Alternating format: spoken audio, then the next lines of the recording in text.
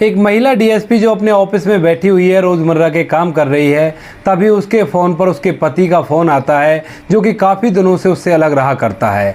अब जैसे उसके पति का फ़ोन आता है तो वो थोड़ी सी सोच विचार में पड़ती है, लेकिन फिर वो उस फ़ोन को उठा लेती है। फ़ोन उठाते ही दूसरी तरफ से उसका पति रोते हुए कह रहा था कि मैं तुमसे मिलना चाहता हूँ, शायद हो सकता है ये हमारी आखिरी मुलाकात हो। उसकी आंखों में आंसू थे और उसकी आवाज़ से साफ सुनाई दे रहा था कि अब उसको अपनी गलतियों का पूरा एहसास है। इस बात को सुनने के बाद जो महिला डीएसपी थी उसकी आंखों में भी आंसू आ जाते हैं और वो एकदम से सारा काम धंधा छोड़कर अपने ड्राइवर को लेकर सीधा उस हॉस्पिटल के लिए निकल देती है जिस हॉस्पिटल से उसके पति ने फ़ोन किया था।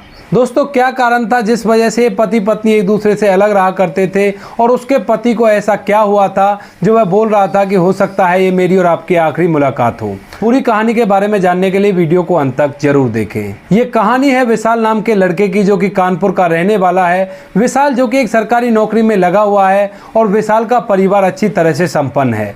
विशाल की शादी हो चुकी है। विशाल की पत्नी का नाम है मनीषा। मनीषा जो कि पढ़ने लिखने में काफ़ी ज़्यादा होशियार है और विशाल उससे बेइंतहा प्यार किया करता है अपनी पत्नी से, और इधर जो उसकी पत्नी मनीषा थी वो भी उसे प्यार किया करती है। विशाल अपनी पत्नी मनीषा की पढ़ाई को जारी रखता है क्योंकि उनका परिवार संपन्न था और सभी लोग शिक्षित थे, तो उनका परिवार पढ़ाई को ज़्यादा मायने देता है और इसी वजह से मनीषा की पढ़ाई को विशाल जारी रखता है। दोस्तों, धीरे धीरे समय व्यतीत होता है। समय के साथ साथ विशाल और मनीषा को एक फूल सा लड़का होता है और उस लड़के को पाकर विशाल और मनीषा के बीच का जो प्यार था और भी ज़्यादा बढ़ जाता है। विशाल जो कि नौकरी किया करता, नौकरी करने के बाद अपने परिवार का भरण पोषण कर रहा था और धीरे धीरे इसी तरह से समय व्यतीत होता रहता है। इधर जो मनीषा थी वो भी पढ़ाई लिखाई में काफ़ी ज़्यादा मेहनत करती है और मेहनत करने के दौरान उसकी मेहनत एक दिन रंग लाती है और उसका डीएसपी में नंबर पड़ जाता है। यानी कि मनीषा अब डीएसपी बन चुकी थी और जैसे वो डीएसपी बनी थी और ये बात जैसे विशाल को पता चलती है तो विशाल इस बात को लेकर बड़ा ही खुश होता है। वह अपने कुछ खास दोस्तों को फ़ोन करके बताता है कि यार तुम्हारी भाभी डीएसपी बन चुकी है और इस बात की हमें बड़ी खुशी है। उसके दोस्त उसे बधाई देते हैं और बधाई देने के साथ कहते हैं कि अब तू पार्टी कब दे रहा है।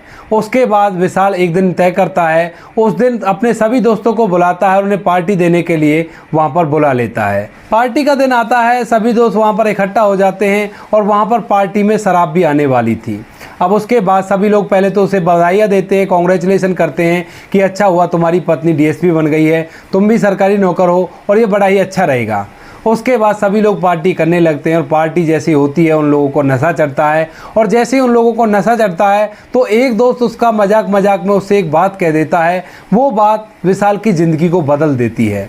दोस्तों, उसके दोस्त ने कहा था कि अब तो तुम्हारी पत्नी डीएसपी बन गई है, अब उसके सामने तुम कुछ भी नहीं हो। इस बात को विशाल अपने दिमाग से लगा बैठता है और ये बात बार बार उसके दिमाग में घूम रही थी और वह सोच रहा था कि ये सही कह रहा है क्योंकि उसको नशा हो चुका था। उसने भी अपने दोस्तों के साथ मिलकर शराब पी थी। इसके बाद विशाल की पार्टी ख़त्म हो जाती है और पार्टी ख़त्म होने के बाद वह वापस से अपने घर चला जाता है। अब घर जाने के बाद वह अपनी पत्नी की तरफ देखता है और पत्नी को देखने के बाद उसको अपनी पत्नी में ढेर सारी कमियां दिखाई देने लगती हैं। जैसे कि जब उसकी पत्नी मनीषा उसकी तरफ देखती है तो वो सोचता है कि ये मुझे नीचा दिखाने के लिए मेरी तरफ इस तरह से देख रही है, या फिर मनीषा उससे कुछ कहा करती तो उस बात को सुनने के बाद उसे महसूस हुआ करता कि ये इस बात को अलग तरह से कह रही है, ऐसा नहीं कह रही जैसे पहले वो कहा करती थी। क्योंकि दोस्तों, उसके दिमाग में वही बात बार बार घूम रही थी जो उसके एक दोस्त ने उससे कहा था कि अब तुम्हारी पत्नी बहुत बड़ी अफसर बन गई है, अब तो वो तुम्हें अपने सामने कुछ समझेगी ही नहीं। धीरे धीरे करके 1-2 महीने और बीत जाते हैं और 1-2 महीने बाद जो विशाल है वो थोड़ी सी और ज़्यादा शराब पीने लगता है और अपनी पत्नी मनीषा से छोटी छोटी बातों को लेकर लड़ाई करने लगता है। अब मनीषा जैसे उसके स्वभाव में चेंजिंग देखती है तो वो थोड़ी सी तो परेशान होती है। अपने घर वालों से बोलती है कि इस तरह से ये कर रहा है, ये अच्छी बात नहीं है, लेकिन घर वालों की भी मनीषा एक बात नहीं सुनता है। वो उनसे साफ साफ बोल देता है कि हाँ, अब तो ये कहेगी ना क्योंकि ये डीएसपी जो बन चुकी है और मैं एक साधारण सा सरकारी कर्मचारी हूँ, इसी वजह से अब इसे मुझ में कमियां दिखाई देने लगेंगी। अब इस बात को सुनकर मनीषा को बड़ा ही दुख लगता है कि उसका पति जो उससे इतना प्यार किया करता था, क्योंकि वह भी अपने पति से प्यार किया करती थी, वो उसके बारे में कुछ इस तरह की विचारधाराएं रखता है। लेकिन मनीषा भी विशाल से कुछ नहीं कहती है, ऐसी उस घर के अंदर बनी रहती है। अब धीरे धीरे जो विशाल है और भी ज़्यादा शराब पीने लगता है और शराब पीने के कारण वह मनीषा पर हाथ भी उठा दिया करता है। अब ये बात कुछ ज़्यादा ही हो गई थी, तो इस बात को देखते हुए मनीषा अपने घर वालों से बात करती है और कहती है कि मैं अब इसके साथ नहीं रह सकती। इसके बाद घर वाले उसको समझाते हैं, कहते हैं कि बेटी कोई बात नहीं, ये शराब पीने लगा है और शराब के कारण ये ऐसा कर रहा है, तो ऐसा कर इसकी शराब को छुड़ा दे। उसके बाद मनीषा एक बार और कोशिश करती है, वह अपने पति को बुलाती है और उसे समझाने लगती है, कहती है कि अच्छी बात नहीं है जो तुम कर रहे हो, ऐसा करना तुम्हारे लिए बहुत ही बेकार रहेगा। हमारा ये बच्चा है, अगर तुम इस तरह से शराब पियोगे तो ये बच्चा क्या सोचेगा तुम्हारे बारे में। लेकिन मनीष उसकी सभी बातों को सुनता रहता है, उसको इस बात का कोई भी जवाब नहीं देता है और ना ही इन बातों पर अमल करता है। और जैसे ही शाम होती है तो शाम को फिर से वो ढेर सारी शराब पीकर आया था, नशे में धुत था और आकर एक बार फिर से मनीषा के ऊपर हाथ उठा देता है। अब मनीषा डीएसपी थी और ये बात रोज़ रोज़ की उसे बहुत ही ज़्यादा परेशान करती है, तो इसी वजह से मनीषा एक कड़वा फैसला लेती है। वो मनी मन फैसला कर लेती है कि अब मुझे अपने पति से अलग रहना होगा, क्योंकि अगर मैं इसके साथ रही तो ये बार बार मुझे ऐसे ही परेशान करता रहेगा। इसके बाद दूसरे दिन सुबह सुबह मनीषा अपना सारा सामान पैक करती है, अपने बच्चे को अपने साथ लेती है, एक किराए का मकान लेकर उसके अंदर रहने लगती है। अब मनीषा उस घर के अंदर रहा करती और वहीं से अपनी ड्यूटी को जारी करती है। इधर जो विशाल था वो मनीषा के इस फैसले से और भी ज़्यादा चिढ़ जाता है और वह और भी ज़्यादा शराब पीने लगता है। अब उसकी जो भी सैलरी आया करती उन सभी को वो शराब में उड़ा दिया करता। इस बात की भनक मनीषा को भी लग जाती है, लेकिन वो करती भी तो क्या करती, क्योंकि उसके पति ने पहले ही उसको बहुत ज़्यादा परेशान कर दिया था। अब इसके बाद मनीषा अपने बच्चे को अपने पास रखती है और अपने बच्चे को अच्छी तरह से पढ़ाती लिखाती है और साथ में अपनी ड्यूटी को ईमानदारी और निष्ठा से किया करती है। तभी एक दिन शाम को मनीषा जब अपने घर में थी, उसका पति उसके घर पर आता है और दरवाजे को जोर जोर से पीटने लगता है। उसके बाद मनीषा जाकर जैसे दरवाज़ा खोलती है तो वह देखती है कि सामने उसका पति है, जो कि शराब के नशे में धुत खड़ा हुआ है और वह आकर जोर जोर से चिल्लाने लगता है और कहने लगता है कि मेरे बच्चे पर तुम्हारा कोई अधिकार नहीं है, इसको मेरे साथ भेज दो। उसके बाद मनीषा, जो कि नहीं चाहती थी अपने बच्चे को उसके साथ भेजना, लेकिन मजबूरन उसे उसको भेजना ही पड़ता है, क्योंकि यहाँ पर आकर बहुत ही ज़्यादा उसे परेशान कर रहा था, जोर जोर से चिल्ला रहा था, अड़ोस पड़ोस के लोग इकट्ठा हो गए थे और इसी वजह से मनीषा मजबूरन अपने बच्चे को उसके साथ भेज देती है। अब मनीषा इस बात से बहुत ही ज़्यादा परेशान है, क्योंकि विशाल शराब पिया करता और वह उसके बच्चे को भी ले गया था। लेकिन उसे एक बात की तसल्ली थी कि उसकी जो सास थी वो बहुत ही अच्छी थी, वह उसके बच्चे का अच्छी तरह से ख्याल रख लेगी। इस बात को सोचकर मनीषा को शांति मिलती है और इसी तरह से कुछ दिन और बीत जाते हैं। अब कुछ दिनों बाद मनीषा एक बार फिर से अपने बेटे को अपने पास ले आती है और उसे कह देती है कि अभी मेरे पास रहेगा, तुम्हारे पास काफ़ी दिन रह लिया है। इसी तरह से समय व्यतीत होता रहता है और जो विशाल है वो शराब का बहुत बड़ा आदी बन चुका है। जितनी भी सैलरी उसको मिला करती उस सारी सैलरी को वो शराब में उड़ा दिया करता और शराब के नशे में ना तो वो अच्छी तरह से खाया पिया करता है और अपने शरीर को पूरी तरह से बर्बाद कर लेता है। उसकी आंखों में गड्ढे पड़ गए थे और बिना शराब के उसे चक्कर आने लगे थे। धीरे धीरे इसी तरह से कुछ दिन और बीतते हैं और कुछ दिन बाद अचानक से विशाल की तबीयत खराब हो जाती है। अब जैसे विशाल की तबीयत खराब हुई थी तो उसके बाद एक नॉर्मल से डॉक्टर के पास जाता है और वहां से उससे कुछ दवाइयाँ ले लेता है। डॉक्टर साहब उसे एक इंजेक्शन लगा देते हैं और उसके बाद कह देते हैं कि ये दवाइयाँ ले लेना और तू ठीक हो जाएगा। विशाल उसी रूटीन को फिर से फॉलो करने लगता है, शराब ज़्यादा पिया करता और ना ही खाने पीने का अच्छे से ख्याल रखा करता। ऐसे ही करके कुछ दिन और बीतते हैं, लेकिन जो उसकी बीमारी थी वो धीरे धीरे बढ़ रही थी। अब जब उसकी बीमारी ज़्यादा ही बढ़ जाती है, उससे खाट से नहीं उठा जाता है, तो उसके घर वाले उसकी तरफ देखते हैं और उसे ले जाकर एक अच्छे से हॉस्पिटल में एडमिट करा देते हैं। अब एडमिट होने के बाद जो डॉक्टर साहब है पहले तो उसको स्टार्टिंग में ट्रीटमेंट देते हैं और ट्रीटमेंट देने के बाद उसके कुछ टेस्ट लिख देते हैं। टेस्टों के लिए सैंपल ले लिया जाता है और जैसे डॉक्टर साहब को पता चलता है कि ये बहुत ज़्यादा शराब पिया करता है, तो उसके बाद डॉक्टर साहब एक बड़ा वाला टेस्ट भी उसके लिए लिख देते हैं। उस टेस्ट की रिपोर्ट 5 दिन में आने वाली थी और 5 दिन तक मनीष का उसी हॉस्पिटल के अंदर इलाज चलता है। और जैसे 5 दिन हो जाते हैं तो 5 दिन बाद उस टेस्ट की रिपोर्ट आती है। उस रिपोर्ट में लिखा हुआ था कि विशाल को कैंसर है। अब यह बात जैसे ही विशाल को पता चलती है तो विशाल एकदम से टूट सा जाता है, क्योंकि कैंसर का नाम ही ऐसा होता है दोस्तों। कैंसर से बच पाना बड़ा ही मुश्किल होता है, खासकर हमारे इंडिया में। विदेशों में तो इसका इलाज है क्योंकि वहाँ पे अच्छी अच्छी मशीनें हैं और अच्छे अच्छे डॉक्टर हैं, लेकिन यहाँ पर बहुत ही कम केस ऐसे सुनने को मिले हैं जो कैंसर होने के बाद सर्वाइव कर जाते हैं। अब इसके बाद विशाल एकदम से टूट जाता है, उसके सारे अरमानों पर पानी फिर जाता है। वो जो कुछ भी अपनी पत्नी के बारे में सोचा करता था, उससे घृणा किया करता था, वो सारी घृणा एक साथ उसकी ख़त्म हो जाती है। अब इसके बाद उसकी आंखों में आंसू थे और वह अपना फ़ोन निकालता है और अपनी पत्नी को फ़ोन कर देता है। उसकी पत्नी अपने ऑफिस में बैठकर रोजमर्रा के काम कर रही थी, तभी जो विशाल होता है वह अपनी पत्नी को फोन करता है और कहता है कि मनीषा, मैं तुमसे मिलना चाहता हूँ और हो सकता है ये हमारी आखिरी मुलाकात हो। ऐसा कहते हुए वह फूट फूट कर रोने लगता है और जैसे उसकी पत्नी मनीषा उसे रोता हुआ सुनती है तो उसकी आंखों में भी आंसू आ जाते हैं, वो भी पूरी तरह से भावुक हो जाती है। तो उसके बाद वह पूछती है कि तुम हो कहाँ और क्या हुआ है तुम्हें। तो उसके बाद जो विशाल है वो कहता है कि इस बात को मैं यहीं पे आकर तुम्हें बता दूंगा, तुम ऐसा करो जल्द से जल्द इस हॉस्पिटल में आ जाओ और मैं तुमसे मिलना चाहता हूँ।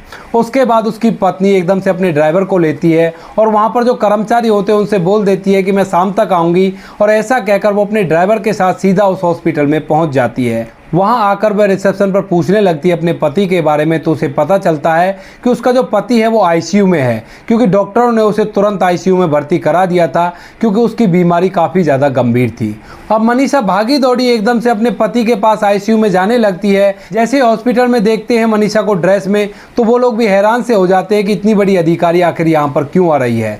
उसके बाद मनीषा आईसीयू में जाती है और मनीषा की निगाहें अपने पति को ढूंढने लगती है।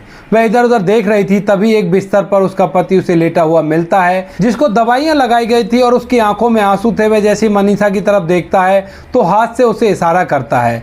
मनीषा के कदम उसकी तरफ बढ़ते हैं, लेकिन उसकी आंखों के आंसू बार बार टपकने लगते हैं। मनीषा उसके पास पहुंचती है और सबसे पहले एकदम से उसके गले लग जाती है और कहती है कि विशाल, आखिर तुम्हें हुआ क्या और तुम इस तरह से क्यों कर रहे हो। क्योंकि दोस्तों मनीषा और विशाल दोनों एक दूसरे से बड़ा ही प्यार किया करते थे, लेकिन किसी कारण से एक छोटी सी गलतफहमी के कारण वो दोनों एक दूसरे से अलग रहा करते थे। अब जो विशाल है पहले तो फूट फूट कर रोने लगता है और मनीषा से माफ़ी मांगता है।